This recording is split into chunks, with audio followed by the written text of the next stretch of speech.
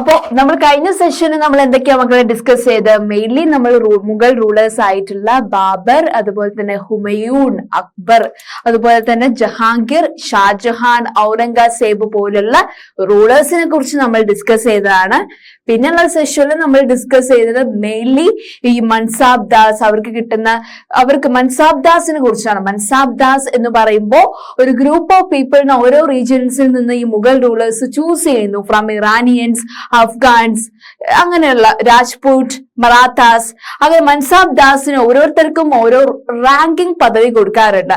ആ റാങ്കിങ് പദവി based upon ആയിരിക്കും അവർക്ക് സാലറിയും ഉണ്ടാവുക. ഓക്കെ, ഇനി നമ്മൾ ഡിസ്കസ് ചെയ്യാൻ പോകുന്ന നെക്സ്റ്റ് ടോപ്പിക് എന്ന് പറയുന്നത് റിസാബത്ത് ആൻഡ് ജമീൻ ദാസിനെ കുറിച്ചാണ്. ഓക്കെ, നോക്കിക്കോ, ഈ ഒരു മുഗൾ റൂളേഴ്സിന് കൂടുതൽ വരുമാനം ലഭിക്കുന്നത് എന്തിലൂടെയാണ്? It is a main source of income that is available to Mughal rulers. അല്ലെ, എന്ന് വെച്ചാൽ അവർക്ക് മെയിൻലി കിട്ടുന്ന ഇൻകം എന്ന് പറയുന്നത് was A tax on the produce of peasantry. ഈ ഫാമേഴ്സിന്റെ കയ്യിൽ നിന്ന് ടാക്സ് അവർ കൂടുതൽ ഈടാക്കുന്നു. അതാണ് ഇവരുടെ മേജർ, ഈ മുഗൾ റൂളേഴ്സിന്റെ മേജർ ഇൻകം അല്ലെങ്കിൽ വരുമാനം എന്ന് പറയുന്നത്. ഓക്കെ, അതുപോലെ തന്നെ in most places പെസൻസ് paid taxes through the rural elites. എന്ന് വെച്ചാൽ ഈ പെസൻസ് ആർക്കാണ് ടാക്സ് അടയ്ക്കുന്നത്? ഇത്തരത്തിലുള്ള ആർക്കാണ്? ഈ ലാൻഡ് ലോഡ്സ് ഉണ്ടാവല്ലോ, ഈ മുഗൾ റൂളേഴ്സിന്റെ ഇതായിട്ടുള്ള ലാൻഡ് ലോഡ്സിന്റെ കയ്യിലാണ് ഈ പെസൻസ് അടയ്ക്കാറുള്ളത്. എന്തടയ്ക്കാറുള്ളത്? ഇത്തരം ടാക്സ് അടയ്ക്കാറുള്ളത് എന്നാണ് പറയുന്നത്. റൂറൽ എലൈറ്റ്സ് ആയിക്കോട്ടെ, അല്ലെങ്കിൽ ഹെഡ്മാൻ ഓർ ലോക്കൽ ചീഫ്റ്റെയിൻസിന്റെ കയ്യിലാണ് ഈ ഒരു പെസൻസ് അവരുടെ ടാക്സ് പേ ചെയ്യാറുള്ളത് എന്നാണ് പറയുന്നത്. ഓക്കെ, അപ്പൊ എന്താ നമ്മൾ ഡിസ്കസ് ചെയ്തത് മക്കളെ? The main source of income available to Mughal rulers was tax on the produce of peasantry. Okay, in most places peasants paid tax through the rural elites, that is the headman or the local chieftains. Okay, next point നോക്കിക്കേ, the Mughals used one term. Mughals ഒരു term use ചെയ്തിട്ടുണ്ട്. ഇത്തരം ഈ പെസൻസിന്റെ കയ്യിൽ നിന്ന് tax ഒക്കെ collect ചെയ്യുന്ന ആൾക്കാരെ പറയുന്ന പേരെന്താ മക്കളെ? ജമീൻദാസ് എന്നാണ്. നമ്മൾ മൻസബ് ദാസിനെ കുറിച്ച് അറിഞ്ഞതാണ്. This session we are going to discuss about Zamindars. Okay, it is to describe all the intermediaries or intermediators of rulers. അതുപോലെ തന്നെ ഇവരെ ലോക്കൽ ഹെഡ്മെൻ ഓഫ് വില്ലേജേഴ്സ് എന്ന് പറയുന്നു. പവർഫുൾ ചീഫ്റ്റെയിൻസ് എന്ന് പറയുന്ന ടേം എടുത്ത് വിളിക്കുന്നു എന്നാണ് പറയുന്നത്. Okay, the Mughals used one term, it is zamindars, to describe all the intermediaries, whether they were local headmen of villages or powerful chieftains. Okay, അതുപോലെ തന്നെ അക്ബറിന് ഒരു റവന്യൂ മിനിസ്റ്റർ ഉണ്ടായിരുന്നു. ആരായിരുന്നു അത്? It is Todarmal. Okay, Todarmal എന്ന് പറയുന്ന ആളുണ്ടായിരുന്നു. Carried out a careful survey of crop fields, prices and areas cultivated for a 10-year period 1517 to 1580. അക്ബറിന്റെ റവന്യൂ മന്ത്രി ആയിട്ടുള്ള എല്ലാ വിധത്തിലുള്ള ടാക്സ് കളക്ഷനും എല്ലാം ഒരു ഓർഡർ ആയിട്ട് ലിസ്റ്റ് ചെയ്യുന്ന ആളായിരുന്നു ടോഡർമെൽ എന്ന് പറയുന്ന അക്ബറിന്റെ റവന്യൂ മിനിസ്റ്റർ. അദ്ദേഹം എന്തിന്റെയൊക്കെ സർവേ ആണ് നടത്താറ്?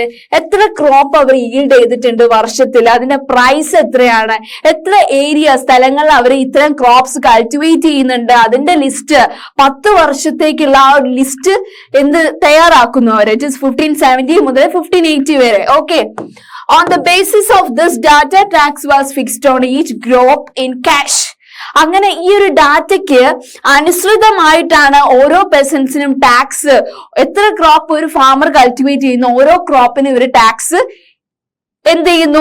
ചുമത്തുന്നു എന്നാണ് പറയുന്നത്. Akbar's revenue minister Todarmal carried out a careful survey of crop yields, prices and areas cultivated for a 10-year period, that is 1517 to 1580, and on the basis of this data tax was fixed on each crop in cash. Okay, ഇതിനു വേണ്ടി revenue minister, അക്ബറിന്റെ revenue minister, each province was divided into revenue circles with its own schedule of revenue rates for individual crops. അപ്പൊ എന്ത് ചെയ്യും, ഓരോ പ്രൊവിൻസും പല revenue circles ആയി ഡിവൈഡ് ചെയ്തിട്ടുണ്ടാവും. ഓക്കെ, എന്നിട്ട് ഓരോ ഇൻഡിവിജ്വൽ ക്രോപ്പിന് അവരൊരു ടാക്സ് വെക്കും.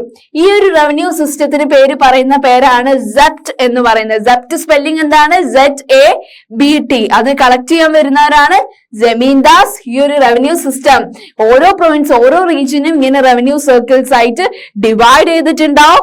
ഓരോ ക്രോപ്പിനും ഓരോ റവന്യൂ റേറ്റ് ആയിരിക്കും. ആ ഒരു റവന്യൂ സിസ്റ്റത്തിന്റെ, അക്ബറിന്റെ ടൈമിലുള്ള ആ ഒരു റവന്യൂ സിസ്റ്റത്തിന്റെ പേരെന്താ മക്കളെ? It is Sept.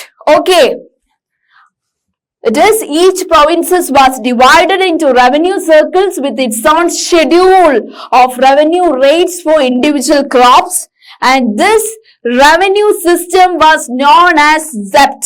Okay, and it was prevalent in those areas where Mughal administrators could survey the land. എന്ന് വെച്ചാൽ മുഗൾ അഡ്മിനിസ്ട്രേറ്റേഴ്സ് ഇങ്ങനെ 10 വർഷത്തേക്കുള്ള ലിസ്റ്റ് ഒക്കെ അവർ തയ്യാറാക്കുക. ഏതൊക്കെ ക്രോപ്സ് ഓരോ ഫാമേഴ്സ് കൾട്ടിവേറ്റ് ചെയ്തിട്ടുണ്ട്, അങ്ങനെ ഓരോ ക്രോപ്സിന്, ഓരോ ഇൻഡിവിജ്വൽ ക്രോപ്സിന് അവർ ടാക്സ് ഈടാക്കുന്നു. And it was prevalent in those areas where Mughal administrator could survey the land and keep very careful accounts. This was not possible in the princes such as Gujarat and Bengal. ഇത് possible അല്ല. മുഗൾ പ്രൊവിൻസസിന്റെ ഇത്തരത്തിലുള്ള revenue system എവിടെ possible അല്ല? Gujarat and Bengal റീജിയൻസിൽ possible അല്ല. Only in their provinces, Mughal പ്രൊവിൻസസിൽ മാത്രമാണ് സെപ്റ്റ് എന്ന് പറയുന്ന ഇത്തരത്തിലുള്ള റവന്യൂ സിസ്റ്റം നടപ്പിലാക്കാൻ പറ്റുള്ളൂ. ഓക്കെ,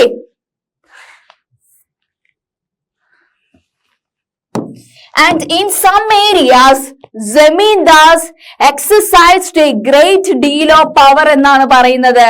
കുറെ എന്ന് വെച്ചാൽ മുഗൾ പ്രൊവിൻസസിന്റെ ചില ഏരിയയില് വലിയ അധികാര പദവിയാണ് ഈ ജമീന്ദാസിന് പെസൻസ് കൽപ്പിച്ചു കൊടുത്തിരിക്കുന്നത്. The exploitation by Mughal administrator could drive them to rebellion. അങ്ങനെ എന്താണ്, ഈ ജമീന്ദാസിനെ എപ്പോഴും ഇവര് ഫോഴ്സ് ചെയ്തുകൊണ്ടേ നിൽക്കും. ഈ മുഗൾ ഭരണാധികാരികൾ ഫോഴ്സ് റവന്യൂ കളക്ട് ചെയ്യുമെന്ന് പറഞ്ഞിട്ട് വയ്യാലെ നടക്കും കേട്ടോ. Okay, sometimes the zamindars and peasants of the same caste allied in rebelling against Mughal authority. അങ്ങനെ ഇവരെങ്ങനെ പെർസ്യൂ ചെയ്തിട്ട് ലാസ്റ്റ് ഈ പെസൻസും ജമീന്ദാസും ഒത്തുകൂടി ഇവർക്കെതിരെ ഒരു റിബല്യൻ നടത്തി, ഒരു സംഘർഷം നടത്തി. This peasant revolt challenged the stability of Mughal empire from the end of 17th century. അങ്ങനെ 17ാം നൂറ്റാണ്ടിൽ മുഗൾ എംപയറും പെസന്റ് റിവോൾട്ടും ഒന്ന് ഏറ്റുമുട്ടിട്ടോ. Okay, it is some areas zamindars exercised a great deal of power.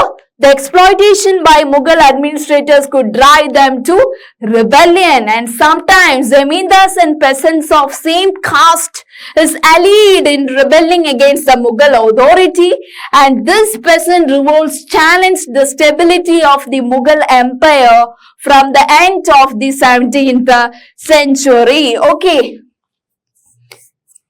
അപ്പൊ അക്ബറിന്റെ ഭരണകാലഘട്ടത്തിലാണ് ഇത്തരത്തിലുള്ള ഒരു റവന്യൂ സിസ്റ്റം, ജമീന്ദാരി സിസ്റ്റം നിലനിന്നത് എന്ന് നമ്മൾ പറഞ്ഞു. ഇനി അക്ബറിന്റെ ചില പോളിസീസിനെ കുറിച്ച് നമുക്ക് ഡീറ്റെയിൽ ആയിട്ടൊന്ന് നോക്കിയാലോ. Okay, the broad features of administration was laid down by Akbar and were elaborately discussed by Abdul Fasil in his book The Akbarnama. In his last volume, The Ain-i-Akbari. Okay, എന്താണ് അബുൽ ഫാസിൽ എന്ന് പറയുന്ന ആള് അദ്ദേഹത്തിന്റെ ബുക്കായിട്ടുള്ള അക്ബർ നാമ അല്ലെങ്കിൽ അത് അക്ബർ നാമ എന്ന് പറയുന്ന ഒരു last volume, it's the book of Ain-i-Akbari എന്ന് പറയുന്ന ബുക്കില് അക്ബറിന്റെ പോളിസീസിനെ കുറിച്ച് വിശദീകരിച്ച് എഴുതിയിട്ടുണ്ട് എന്നാണ് പറയുന്നത്. ഓക്കെ,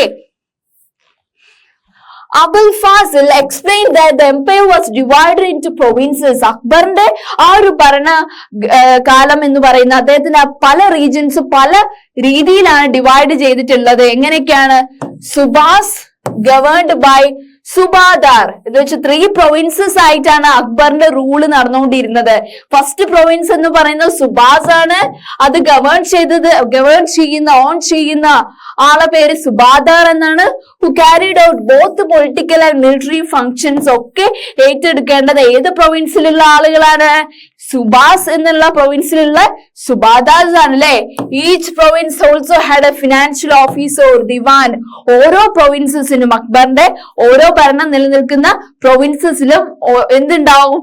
ഒരു ഫിനാൻഷ്യൽ ഓഫീസർ ഉണ്ടാവും, ഒരു ധനമന്ത്രി പോലെ ഉണ്ടാവും, ഒരു ദിവാൻ ഉണ്ടാവും എന്നാണ് പറയുന്നത്. Okay, it is Abul Fazl explained.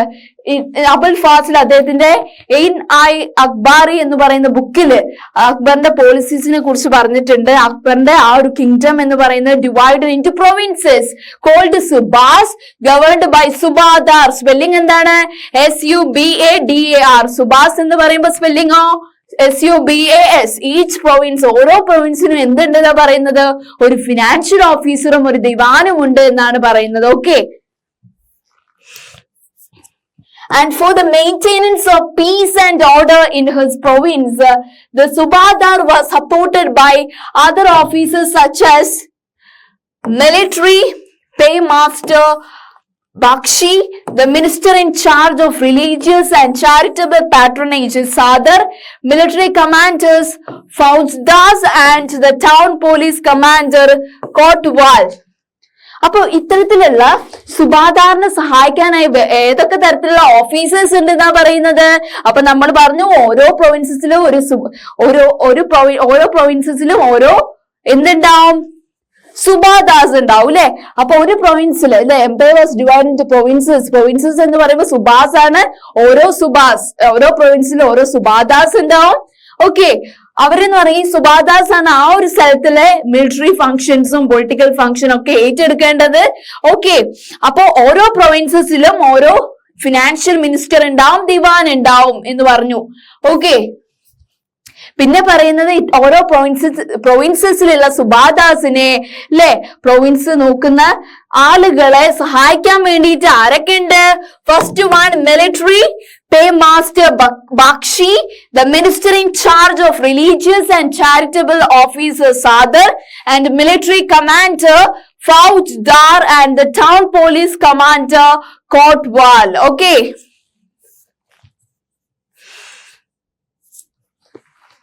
അങ്ങനെ the Akbar's nobles were commanded large armies and had access to large amount of revenue. അങ്ങനെ അക്ബറിന്റെ മിലിറ്ററി പവർ ഉപയോഗിച്ചിട്ട് അക്ബർ പറഞ്ഞു കൂടുതൽ റവന്യൂ എങ്ങനെയെങ്കിലും കണ്ടെത്തൂ എന്നാണ് പറയുന്നത്. Okay, while they were loyal, the empire functioned officially, but by the end of 17th century many nobles had built independent networks of their own. അങ്ങനെ ഈ നോബിൾസ്, അക്ബറിന്റെ നോബിൾസ് കമാൻഡ് ചെയ്തു എന്ത്? ലാർജ് ആർമി, അവർക്ക് വലിയ ആർമി വേണം, റവന്യൂവിന്റെ tax കൂട്ടണം എന്നൊക്കെ പറഞ്ഞു. കുറെ കഴിഞ്ഞപ്പോ 17ാം നൂറ്റാണ്ടിന്റെ അവസാനം കുറെ നോബിൾസ് സ്വന്തമായി തന്നെ അവിടെ അധികാരത്തിൽ ഏറാൻ തുടങ്ങി എന്നാണ് പറയുന്നത്. Okay, and their loyalties to the empire was weakened by their own self-interest. ഇത്തരം നോബിൾസ് സ്വതന്ത്രമായിട്ട് അവിടെ റൂൾ ചെയ്യാൻ തുടങ്ങിയല്ലോ. അപ്പൊ അവർക്ക് അക്ബറിനോടും ചെറിയ രീതിയിൽ എന്തായി? ഒരു മടുപ്പ് തോന്നി. While Akbar was at Fatehpur Sikri during the 1570s, he started discussion on religion with the ulama, Brahmana, Jesuit priests who were Roman Catholics and Zoroastrians. അങ്ങനെ അക്ബർ 1570 ഫത്തേപൂർ സിക്രിയിൽ എന്നപ്പോ ഒരു ഡിസ്കഷൻ നടത്തി. ഓൺ റിലീജിയനെ കുറിച്ച് ഒരു ഡിസ്കഷൻ നടത്തി. ആരോട്? വിത്ത് ഉലാമ എന്ന് പറയുന്ന വിത്ത് ഉലാമ, ബ്രാഹ്മണാസ്, ജെസ്യൂട്ട് പ്രീസ്റ്റിനോടൊക്കെ നടത്തി. Who were Roman Catholics and സൊറാസ്ട്രിയൻസിനോട് ഒരു റിലീജിയൻ റിലേറ്റഡ് ആയിട്ടുള്ള ഒരു ടോപ്പിക് ഡിസ്കഷൻ നടത്തി എന്നാണ് പറയുന്നത്. Okay, it is their loyalties to the empire were weakened by their own self-interest. While Akbar was at Fatehpur Sikri during the 1570s and he started discussions on religion with the ulama, Brahmanas, എല്ലാ ഈ ജാതിപരമായിട്ടുള്ള കാര്യങ്ങൾ ആരൊക്കെ ആയിട്ട് discuss ചെയ്തു അക്ബർ? ഫത്തേപൂർ സിക്രിയില് ഉലാമയായിട്ടും ബ്രാഹ്മണാസ് ആയിട്ടും Jesuit priest ആയിട്ടും ഒക്കെ discuss ചെയ്തു. അവരെന്ന് പറയുന്നത് ഹുവേർ റോമൻ കത്തോലിക് ആൻഡ് സൊറാസ്ട്രിയൻസും ഉണ്ടായിരുന്നു കേട്ടോ. ഓക്കെ, ഈ ഒരു ഡിസ്കഷൻ, ഈ ഒരു റിലീജിയൻ ഡിസ്കഷൻ എവിടെയാണ് ടുക്ക് പ്ലേസ് ചെയ്തത്? ഇറ്റ് ഈസ് ദ ഇബാദത്ത് ഖാനയിലാണ് ടുക്ക് പ്ലേസ് ചെയ്തത്. And he was interested in the religion and social custom of different people. അക്ബറിന് എന്തിന് വലിയ താല്പര്യം ഉണ്ടായിരുന്നു? പല റിലീജിയനിൽ ഉള്ള ആളുകളുടെ കസ്റ്റംസ് ഒക്കെ എൻജോയ് ചെയ്യുന്നതും ഒക്കെ അദ്ദേഹത്തിന് വളരെ ഇഷ്ടമാണ്. And Akbar's interaction with the people of different faith made him realize that religion scholars who emphasized ritual and dogma were often biogods. എന്ന് വെച്ചാൽ അക്ബറിന് മനസ്സിലായി, മറ്റുള്ള ജാതിയിലുള്ള ആളുകളും പണ്ഡിതന്മാരുമായിട്ട് ഡിസ്കസ് ചെയ്തപ്പോ അക്ബറിന് എന്ത് മനസ്സിലായി മക്കളെ? അക്ബറിന് മനസ്സിലായി ഇവർക്കൊക്കെ അവരുടേതായിട്ടുള്ള ജാതിക്ക് മേലിലും എന്താണ് ഒരു അന്ധവിശ്വാസം പോലെ ഉള്ള ഒരു ഇത് വൺ സൈഡിലും ഉണ്ട്. ആ ഒരു ജാതിക്ക് മേൽ അവർ എത്രമാത്രം അറ്റാച്ച് ചെയ്തിരുന്നു അവരുടെ ജീവിതവുമായിട്ട് എന്നും പറയാൻ പറ്റും. Okay, and this discussion took place in the Ibadat Ghana. He was interested in the religion and social custom of different people, and Akbar's interaction with the people of different faith made him realize that religious scholars who emphasized the ritual and dogma were often bigots. Okay, and their teachings created divisions and disharmony amongst his subjects. എന്ന് വെച്ചാൽ അക്ബറിന്റെ teachings എന്ന് പറയുമ്പോ ഇത് പല രീതിയിൽ എന്താ മറ്റുള്ളവർക്ക് എന്താവാം വേദന ഉണ്ടാക്കുന്നത്. This eventually Akbar to the idea of sulhi kul or universal piece. അങ്ങനെ പല റിലീജിയനിലുള്ള ആളുകളുമായി സംസാരിക്കുമ്പോൾ അവർ ഓരോ റിലീജിയനെ അടിസ്ഥാനമാക്കി വരുന്ന ലീഡേഴ്സ് അവരുടെ റിലീജിയനെ സുപ്രീം ആയിട്ട് പറയുള്ളൂ. അപ്പൊ അവിടെ എന്തുണ്ടാവാം? ഒരു കോൺഫ്ലിക്റ്റ് ഉണ്ടാവാം.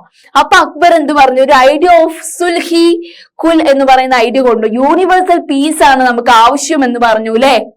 ലോകത്ത് ആകമാൻ ഒരു സമാധാനമാണ് വേണ്ടത്, നമുക്ക് കോൺഫ്ലിക്റ്റ് അല്ല വേണ്ടത് എന്നാണ് പറഞ്ഞത്. റിലീജിയസ് കോൺഫ്ലിക്റ്റ് അല്ല നമുക്ക് വേണ്ടത്. The idea of tolerance did not discriminate between people of different religion in his realm. അപ്പൊ അക്ബർ പറഞ്ഞു മറ്റുള്ള ഒരു ആളും ഒരു റിലീജിയനിൽ ഉൾപ്പെട്ടു എന്ന് വിചാരിച്ച് നമ്മൾ അങ്ങോട്ടും ഇങ്ങോട്ടും ഒരാളെ വേർതിരിക്കേണ്ട കാര്യം ഇവിടെ ഇല്ല എന്ന് അക്ബർ ഉയർത്തി പറഞ്ഞ കാര്യമാണ്. Okay, the teachings created divisions and disharmony amongst his subject. This eventually led Akbar to the idea of sulh-e kull or universal peace. And this idea of tolerance did not discriminate between the people of different religions in the realm. Okay. അക്ബറിന്റെ rule എന്ന് പറയുമ്പോൾ എന്തൊക്കെ based upon ആയിരുന്നു? അദ്ദേഹത്തിന്റെ ideals എന്ന് പറയുന്നത് mainly honesty, justice, peace. That was universally applicable. അദ്ദേഹം പറയാണ് റിലീജിയസ് ആയിട്ടുള്ള കാര്യങ്ങളൊന്നും എവിടെയും ഉയർത്തിപ്പിടിക്കേണ്ട കാര്യമില്ല, അതിൽ കൂടുതൽ അറ്റാച്ച് ചെയ്യേണ്ട ആവശ്യമല്ല. നമ്മൾ ഉയർത്തിപ്പോറേണ്ട ക്വാളിറ്റീസ് എന്ന് പറയേണ്ടത് mainly honesty, justice and piece. Okay, and Abul Fazl helped Akbar in framing a vision of governance around this idea of sulh-e kull. ഇത് അബുൽ ഫാസിൽ എന്ന് പറയുന്ന ആ ഒരു ബുക്ക് ചെയ്ത ആള് അക്ബറിനെ വലിയ രീതിയിൽ സഹായിച്ചിട്ടുണ്ട്. എങ്ങനെ ഒരു ഗവൺമെന്റ് നടത്തി പോണം according to the ideal of sulh-e kull. This principle of governance was followed by Jahangir and Shahjahan as well. ഇത്തരത്തിലുള്ള അക്ബർ പറഞ്ഞ ഈ ഗവേണൻസ് പ്രിൻസിപ്പിൾ ആണ് ജഹാംഗീർ പോലുള്ള ഷാജഹാൻ പോലുള്ള റൂളേഴ്സ് ഫോളോ ചെയ്തത്. Okay, it is the ideal of Akbar on a system of ethics like qualities like honesty, justice, peace that was universally applicable, and Abul Fazl helped Akbar in framing a vision of governance around this idea of sulh-e kull. This principle of governance was followed by Jahangir and Shahjahan as well. Okay. അപ്പോ 17ാം നൂറ്റാണ്ടിലെ Mughal Empire എങ്ങനെയായിരുന്നു എന്ന് നോക്കിയാലോ. അത് കഴിഞ്ഞിട്ട് എന്ന് വെച്ചാൽ 17ാം നൂറ്റാണ്ട് തുടക്കത്തിലും ആ ഒരു ഇതിന്റെ അവസാനത്തിൽ എന്തൊക്കെ മാറ്റങ്ങളാണ് മുഗൾ എംപയറിൽ വന്നത് എന്ന് നോക്കാല്ലേ. Okay, the administration and military efficiency of Mughal Empire led to great economic and commercial prosperity. നല്ല രീതിയിലുള്ള ആർമി, നല്ല രീതിയിലുള്ള അഡ്മിനിസ്ട്രേഷൻ ഒക്കെ ഉള്ളപ്പോൾ അവിടെ സാമ്പത്തികമായിട്ടും വാണിജ്യപരമായിട്ടും നല്ല വികസനമായിരിക്കും ഉണ്ടാവുക അല്ലെ. and international travelers describe it as the fabled land of wealth. വലിയ ടൂറിസ്റ്റേഴ്സ് ഫോറിനേഴ്സിനൊക്കെ മനസ്സിലായി മുഗൾ റീജിയൻ എന്ന് പറയുന്ന നല്ല സമ്പത്ത് ഉണ്ടാക്കാൻ പറ്റിയ സ്ഥലമാണെന്ന്. But these same visitors were also appalled at the state of poverty that existed side by side with the greatest opulence. ഈ ഇങ്ങനെയുള്ള foreigners വരുമ്പോൾ ഒരു സൈഡിൽ കുറെ ആളുകൾ പോവേർട്ടി അനുഭവിക്കുന്ന കുറെ ആളുകൾ ഉണ്ട് താനും. ഓക്കെ, അതാണ് പറയുന്നത്. ഒരു സൈഡിൽ ഡെവലപ്മെന്റ് ഉണ്ടെങ്കിൽ അതിന്റെ അപ്പുറത്തെ സൈഡ് പോവേർട്ടി അനുഭവിക്കുന്ന കുറെ ആളുകൾ ഉണ്ടായിരുന്നു മുഗൾ പീരീഡിൽ എന്നാണ് പറയുന്നത്. The administrative and military efficiency of Mughal empire led to great economic and commercial prosperity. International travellers described it as the fabled land of wealth. Second point, but these same visitors were also appalled at the state of poverty that existed side by side with the greatest opulence. അപ്പൊ പറഞ്ഞു കുറെ foreigners Mughal റീജിയൻസിലേക്ക് വന്നു, ഇത്ര സമ്പത്തൊക്കെ ഉണ്ടാക്കാൻ പറ്റിയ രാജ്യം ഉണ്ടായിട്ട് നമുക്ക് അവിടെ നല്ല രീതിയിൽ ട്രേഡ് ഇതൊക്കെ കൊണ്ടുവന്നൂടെ. അങ്ങനെ പോയി നോക്കിയപ്പോ എല്ലാം നല്ല സമ്പത്ത് ഉണ്ടാക്കാൻ പറ്റിയ എല്ലാവരും ഹാപ്പിനെസ്സിൽ കഴിയുന്ന സിറ്റുവേഷൻ അല്ല, ഒരു സൈഡിൽ പോവേർട്ടി അനുഭവിക്കുന്ന ആളുകൾ ഉണ്ടെന്ന് അവർക്ക് മനസ്സിലായി. And the inequalities were glaring. പല സ്ഥലത്ത് ഓരോ അടിമത്വങ്ങളും ഒക്കെ നിലനിൽക്കുന്നുണ്ട്. Documents from the 20th year of Shah Jahan's reign inform us that the highest ranking Mansabdars were only 445 in number out of total of 8,000. അപ്പൊ 8000 ആൾക്കാര് മൻസാബ്ദാസ് ആയിട്ട് ഷാജഹാന്റെ ആ ഒരു ടൈമിൽ 20th ഇയറിൽ ഉണ്ടായിരുന്നെങ്കിലും 445 പേർക്ക് ഹയസ്റ്റ് റാങ്ക് പ്രൊവൈഡ് ചെയ്തിട്ടുള്ളൂ. ഓക്കെ, അതിനനുസരിച്ച് അവർക്ക് സാലറി ലഭിക്കും, ബാക്കിയുള്ളവർക്ക് അത്ര സാലറി ലഭിക്കാത്ത ഒരു ഇൻഇക്വാലിറ്റി റാങ്കിങ് സിസ്റ്റം എന്ന് പറയുന്നത് വൺ ഓഫ് ദി ഇൻഇക്വാലിറ്റി ആണ്.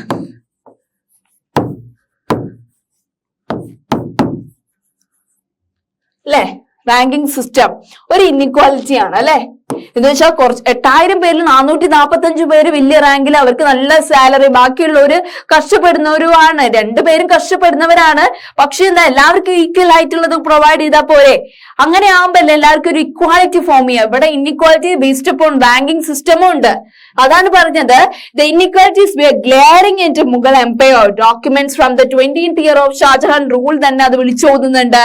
It informs us that highest ranking Mansabdars were only 445 in number out of the total of 8,000 എന്ന് പറയാൻ കാരണം. ഓക്കെ അല്ലെ, ഇപ്പൊ സ്മോൾ നമ്പർ ആണ് അല്ലെ. mere 5.6% of total number of Mansabdars received 61.5% of total estimated revenue of the empire salaries for themselves and their troopers. എത്ര ഒരു 61.5% total of റവന്യൂവിന് വേണ്ടിയിട്ട് ടോട്ടൽ റവന്യൂ ലഭിക്കുന്നുള്ളൂ. അതിൽ നിന്ന് വലിയ റാങ്കിങ് ആളുകൾക്ക് കുറെ സാലറി പ്രൊവൈഡ് ചെയ്യുന്നു, ചെറിയ റാങ്കിങ് ഉള്ളവർക്ക് എത്ര സാലറി ആയിരിക്കും. ഇപ്പൊ അതിന്റെ ഒരു ഡിസ്ക്രിമിനേഷൻ മക്കൾക്ക് മനസ്സിലാവും അല്ലെ, മൻസാബ്ദാസ് സിസ്റ്റത്തിന്റെ ഇടയിലുള്ള inequality. Okay, it is the small number, a mere 5.6% of the total number of Mansabdars. Mansabdarsന് എന്ന് വെച്ചാൽ 5.6% ഓഫ് ടോട്ടൽ നമ്പർ ഓഫ് മൻസാബ്ദാസിന് ലോ റാങ്കിങ് ആയിട്ടുള്ള ആളുകളായിരിക്കും. അവർക്ക് ജോബും അവർക്ക് എന്തായിരിക്കും, ഇൻകമും കുറവായിരിക്കും. ഓക്കെ,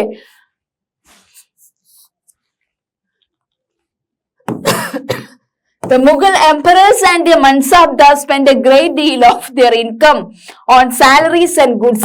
ഈ മുഗൾ എംപറേഴ്സും അതുപോലെ തന്നെ മൻസാബ്ദാസും അവർക്ക് ലഭിക്കുന്ന സാലറി കൂടുതൽ സാധനം വാങ്ങാൻ വേണ്ടിയിട്ടാണ് അവർ കൊടുക്കുന്നത്. This expenditure benefited the artisans and peasantry who supplied them with goods and produce. ഇത് ആർക്ക് ബെനിഫിറ്റ് ആണെന്നാ പറയുന്നത്? ഇപ്പോ ഇത്തരത്തിലുള്ള മുഗൾ എംപറേഴ്സും മൻസാബ്ദാസും അവരുടെ ഇൻകം കൂടുതൽ ഗുഡ്സിന് വേണ്ടിയിട്ടാണ് പ്രൊവൈഡ് ചെയ്യുന്നത്. അത് വലിയ തരത്തിലുള്ള ബെനിഫിറ്റ് ആണ് ആർട്ടിസൻസിനൊക്കെ ഉണ്ടാക്കുന്നത്. അവര് ഗുഡ്സ് കൂടുതൽ മാർക്കറ്റിലാക്കുമ്പോൾ അത് വലിയ രീതിയിൽ ആര് വാങ്ങും? ഈ മുഗൾ റൂളേഴ്സ് വാങ്ങുമ്പോൾ ഇവർക്ക് ബെനിഫിറ്റ് ആവും അല്ലെ. It is Mughal emperors and their Mansabdars spend a great deal of their income on salaries and goods. Okay, and this expenditure benefited the artisans and peasantry who supplied them with goods and produce. Okay,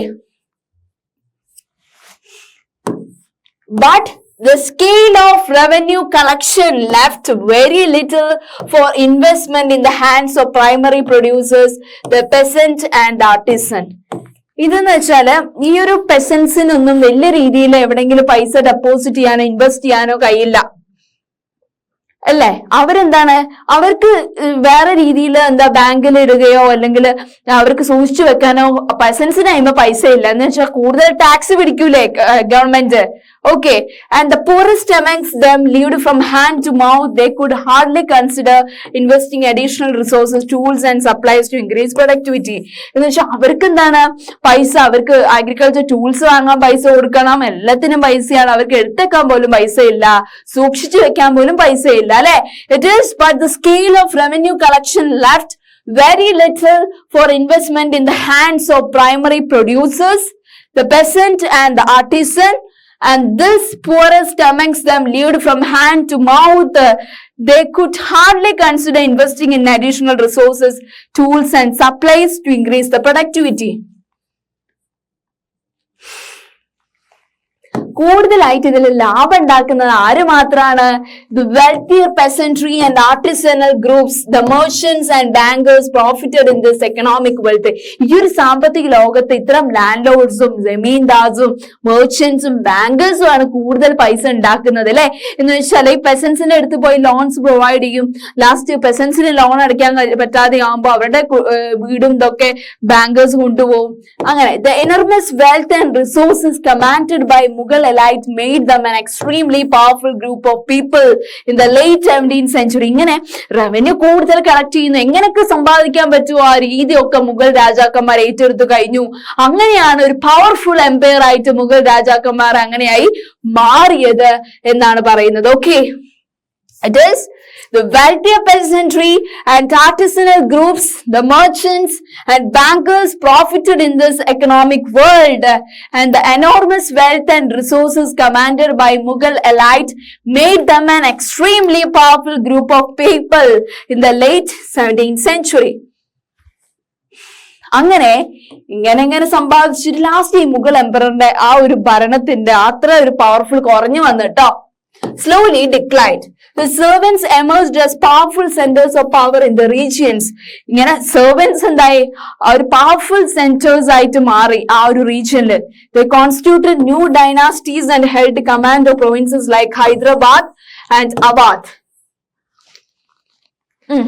അങ്ങനെ ഇവരുടെ servants ഈ ഒരു പവറിന്റെ powerful ആയിട്ട് centres ആയി മാറി. അവർ സ്വന്തമായിട്ട് dynasties ഇതാക്കിയപ്പോ എവിടേക്കാണ്? ഹൈദരാബാദിലും ഒക്കെ അവാദിലൊക്കെ ഇതാക്കി. Okay, although they continued to recognize Mughal emperor in Delhi as their master. അങ്ങനെ ഈ മുഗൾ രാജാക്കന്മാരുടെ കീഴിൽ പണിയെടുത്ത സെർവൻസ് സ്വന്തമായിട്ട് റൂളിംഗ് പവർ തുടങ്ങി, സ്വന്തമായിട്ട് ഡൈനസ്റ്റീസ് ഹൈദരാബാദിലും അവാദിലും തുടങ്ങി. പക്ഷെ അവർക്ക് റെസ്പെക്ട് ഉണ്ട് കേട്ടോ ഈ മുഗൾ എംപററിനോട്, അവര് മാസ്റ്റർ ആണെന്നുള്ളത്. although they continued to recognize the Mughal emperor in Delhi as their master, by the 18th century the provinces of empire had consolidated their independent political identity. സ്വന്തമായിട്ട് അവർ ഡൈനസ്റ്റി തുടങ്ങിയെങ്കിലും അവർക്ക് ഈ ഒരു മുഗൾ എംപററിനോട് ഒരു റെസ്പെക്ട് ഉണ്ട്. അതാണ് ഈ ഒരു സെഷനിൽ പറഞ്ഞത് അല്ലെ. അപ്പൊ എന്തൊക്കെയാണ് ഈ ഒരു സിമ്പിൾ ചാപ്റ്ററിൽ നമ്മൾ ഡിസ്കസ് ചെയ്തത്? മുഗൾ റൂളേഴ്സിനെ കുറിച്ച് പറഞ്ഞു അല്ലെ. മെയിൻലി മുഗൾ റൂളേഴ്സിനെ കുറിച്ച് നമ്മൾ ഡിസ്കസ് ചെയ്തു അല്ലെ. മുഗൾ റൂളേഴ്സിനെ കുറിച്ച് നമ്മൾ ഡിസ്കസ് ചെയ്തു.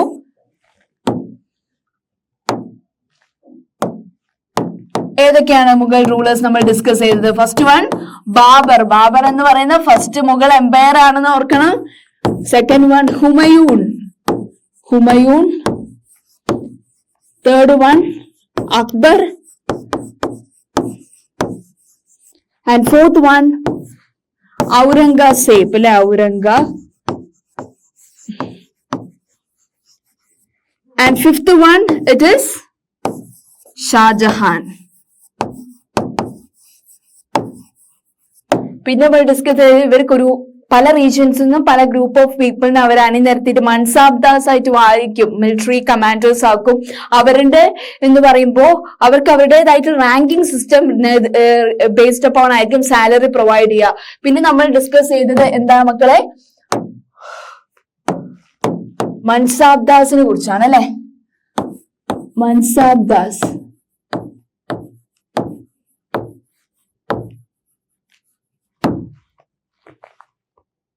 ഓക്കെ. മൻസാബ്ദാസ് എന്ന് പറയുമ്പോൾ it is group of people mainly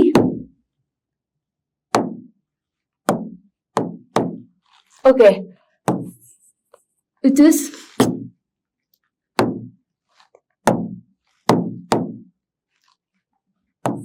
refers to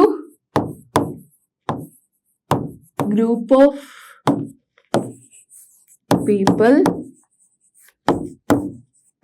like ആരൊക്കെയാണ്, ഏതൊക്കെ ഗ്രൂപ്പിൽ നിന്നാണ് അവര് മൻസാബ്ദാസ് ആയിട്ട് ഇത് എടുക്കുന്നത്? ഇത്തരം ടാക്സ് കളക്ട് ചെയ്യുന്ന ആൾക്കാരെ ഇറാനിയൻസിൽ നിന്നും അഫ്ഗാൻസ് ഉണ്ട്. പിന്നെ ഏതൊക്കെയാ മക്കളെ? അഫ്ഗാൻസ്, പിന്നെ രാജ്പുട്സ്,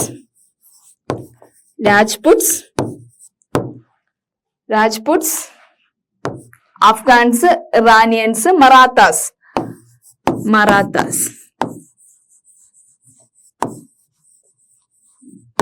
ഓക്കെ. പിന്നെ നമ്മൾ ഡിസ്കസ് ചെയ്ത് സബ്സ് ഓർ ജമീന്ദാസ് ആണ് അല്ലെ. അപ്പൊ ഓക്കെ, ജബ്ത് എന്ന് പറയുന്നത് എന്താണ്? റവന്യൂ സിസ്റ്റം ആണ്. ആ ഒരു അക്ബറിന്റെ ടൈമിലുള്ള റവന്യൂ സിസ്റ്റത്തിന്റെ പേരാണ് ജബ്റ്റ് എന്ന് പറയുന്നത്. ZABTS അല്ലെ. It is revenue system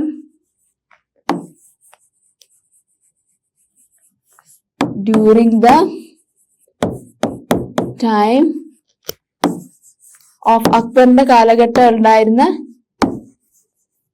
revenue സിസ്റ്റത്തിന്റെ പേരാണ് ജബ്റ്റ് എന്ന് പറയുന്നത്. പിന്നെ നമ്മൾ ഡിസ്കസ് ചെയ്തത് ജമീന്ദാരിയാണ് അല്ലെ. ജമീന്ദാരി എന്ന് പറയുന്ന കോൺസെപ്റ്റ് നമ്മൾ ഡിസ്കസ് ചെയ്തു. അറിയാലോ മക്കൾക്ക്, ഇങ്ങനെ റവന്യൂ കളക്ട് ചെയ്യുന്ന ആളുകളെ നമ്മൾ ജമീന്ദാസ് എന്ന് പറയും അല്ലെ. നെക്സ്റ്റ് പിന്നെ നമ്മൾ ഡിസ്കസ് ചെയ്തത് ഏതാണ്?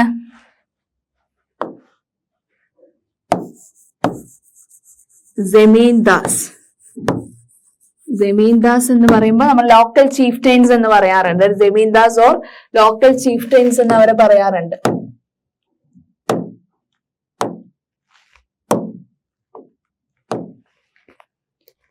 അല്ലെ. Or local chieftains collect taxes. അവരെന്ത് ടാക്സ് കളക്ട് ചെയ്യുന്ന അവർക്ക് മെയിൻ ജോബ് എന്ന് പറയുന്നത് അല്ലെ. അപ്പൊ നമ്മൾ ജമീന്ദാസിന്റെ കാര്യം പറഞ്ഞു, മൻസാബ്ദാസിന്റെ കാര്യം ഡിസ്കസ് ചെയ്തു, മുഗൾ റൂളേഴ്സിന്റെ കാര്യം നമ്മൾ ഡിസ്കസ് ചെയ്തു. അപ്പൊ എന്തൊക്കെയാണ് ഈ ചാപ്റ്ററിൽ നമ്മൾ മെയിൻലി ഡിസ്കസ് ചെയ്തത്? മക്കൾ ശ്രദ്ധിക്കേണ്ടത്, നമ്മൾ മുഗൾ റൂളേഴ്സിന്റെ പറഞ്ഞു. മുഗൾ റൂളർ ആയിട്ടുള്ള ബാബർ ആണ് first Mughal ruler. Okay, first Mughal ruler ആണ് ബാബർ. ഓക്കെ, അദ്ദേഹത്തിന്റെ റൂളിംഗ് പീരീഡ് ഏതാന്ന് മനസ്സിലാക്കണം, അദ്ദേഹം ചെയ്തിട്ടുള്ള കാര്യങ്ങള്. പിന്നെ ഹുമയൂൺ ആണ് സെക്കൻഡ് വൺ, അദ്ദേഹത്തിന്റെ റൂളിംഗ് പീരീഡ് ഒക്കെ മനസ്സിലാക്കി വെക്കുക. പിന്നെ അക്ബർ, പിന്നെ ഔറംഗസേബ്, ഷാജഹാൻ. പിന്നെ നമ്മൾ ഡിസ്കസ് ചെയ്ത മൻസാബ്ദാർ സിസ്റ്റം. മൻസാബ്ദാർ എന്ന് പറയുമ്പോൾ പല റീജിയൻസിൽ നിന്ന് ആളുകൾ സെലക്ട് ചെയ്തിട്ട് അവർക്ക് ഒരു മിലിറ്ററി സർവീസ്, ഒരു റാങ്കിങ് കൊടുക്കുന്നു, സാലറി അതിനനുസരിച്ച് പ്രൊവൈഡ് ചെയ്യുന്നു, മിലിറ്ററി റെസ്പോൺസിബിലിറ്റീസ് പ്രൊവൈഡ് ചെയ്യുന്നു. മെയിൻലി എന്തൊക്കെ ടൈപ്പ് ഓഫ് ആളുകളെയാണ് അതിന് സഹായിക്കുന്നത്? Mainly it is Iranians, Afghanis, Rajputs and Marathas. Okay, അതുപോലെ തന്നെ ജബ്റ്റ് എന്ന് പറയുന്നത് അക്ബറിന്റെ ടൈമിലുള്ള revenue system during the time of അക്ബറിന്റെ ടൈമിലുള്ള റവന്യൂ സിസ്റ്റം ആണ്. ജമീന്ദാർ സിസ്റ്റം ഉണ്ടായിരുന്നു. ലോക്കൽ ചിഫ്റ്റൈൻ എന്ന അനന്തർ പേര് നമ്മൾ ജമീന്ദാസിന് പറയാം. അവരുടെ മെയിൻ ജോബ് എന്ന് പറയുമ്പോൾ ടാക്സസ് കളക്ട് ചെയ്യുന്നതാണ്. നെക്സ്റ്റ് ഒരു ഇൻട്രസ്റ്റിംഗ് ചാപ്റ്റർ ആയിട്ട് നമുക്ക് നെക്സ്റ്റ് സെഷനിൽ കാണാം കേട്ടോ. Okay, thank you.